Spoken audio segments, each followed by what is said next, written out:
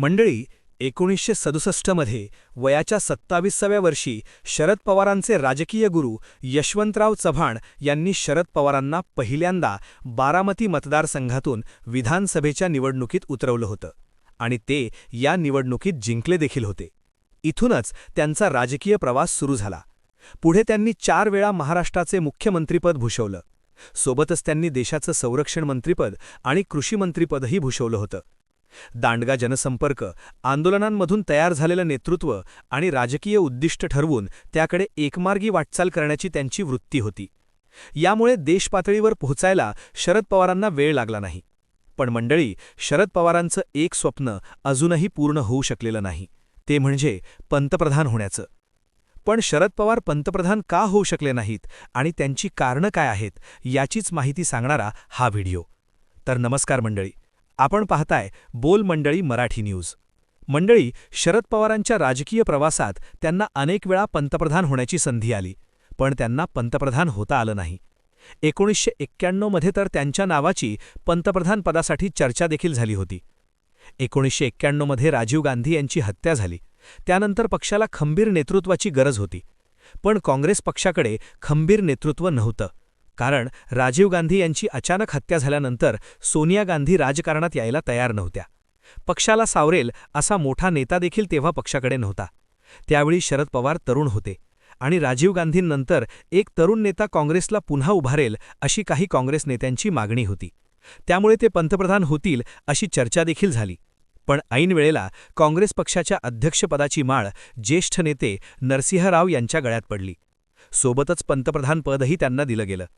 परिणामी शरद पवारांसमोर आलेली पहिली संधी हुकली. खरं तर यावेळेस महाराष्ट्रातून लोकसभेत 48 पैकी 38 खासदार निवडून गेले होते. त्या सगळ्यांनी शरद पवारांना पाठिंबा दिला. पण काँग्रेस पक्षातल्या काही नेत्यांच्या निर्णयामुळे शरद पवारांना पंतप्रधान होता आले नाही. परिणामी नरसिंहरावांच्या मंत्रिमंडळात ते संरक्षण मंत्री झाले. पण मुंबईत उसळलेल्या जातीय दंगलीनंतर महाराष्ट्रातली परिस्थिती हाताळण्यासाठी पंतप्रधान नरसिंह राव यांनी पवारांना पुन्हा महाराष्ट्रात मुख्यमंत्री म्हणून पाठवला आणि ते पुन्हा महाराष्ट्राच्या राजकारणातच गुंतून राहिले.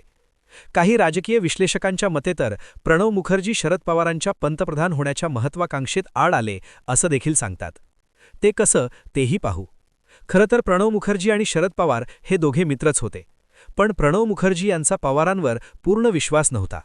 याउलट नरसिंहराव काँग्रेसचे जुने आणि अनेक भाषांवर पकड असलेले नेते होते आणि त्यांचा फायदा त्यांना सगळ्या राज्यातल्या नेत्यांना एकत्र बांधून ठेवण्यात होईल असं प्रणव मुखर्जी यांना वाटत होतं. उलट शरद पवारांना इतर राज्यातील नेत्यांकडून पाठिंबा मिळेल की नाही याबद्दल ते ठाम नव्हते. यामुळे प्रणव मुखर्जी यांनी आपली सगळी ताकद नरसिंहराव यांच्या पाठीशी लावली आणि शरद पवारांना पंतप्रधानपदापासून लांब ठेवलं. सोबतच शरद पवारांना पंतप्रधानपदापासून दूर ठेवण्याचं आणखीन एक कारण सांगितलं जातं, ते म्हणजे पवारांची महत्त्वाकांक्षा. सगळ्यांना माहीत होती, त्यांना पंतप्रधानपद दिलं तर पक्ष कार्यकारिणींचं ते ऐकणार नाहीत आणि स्वतःच राज्य चालवतील. परंतु त्यांच्या तुलनेत नरसिंहराव मवाळ होते. ते पक्ष कार्यकारिणींचं ऐकतील. काँग्रेस नेत्यांच्या या मानसिकतेमुळे झालं असं की शरद पवार नरसिंहराव यांच्या विरोधात पक्षाध्यक्षपदाची निवडणूक लढले नाहीत. परिणामी पंतप्रधान म्हणूनही त्यांची निवड झाली नाही. 1996 मध्ये पुन्हा एकदा शरद पवारांना पंतप्रधान होण्याची संधी होती. त्यानंतर 1996 मध्ये काँग्रेसने 145 जागांवर विजय मिळवला होता.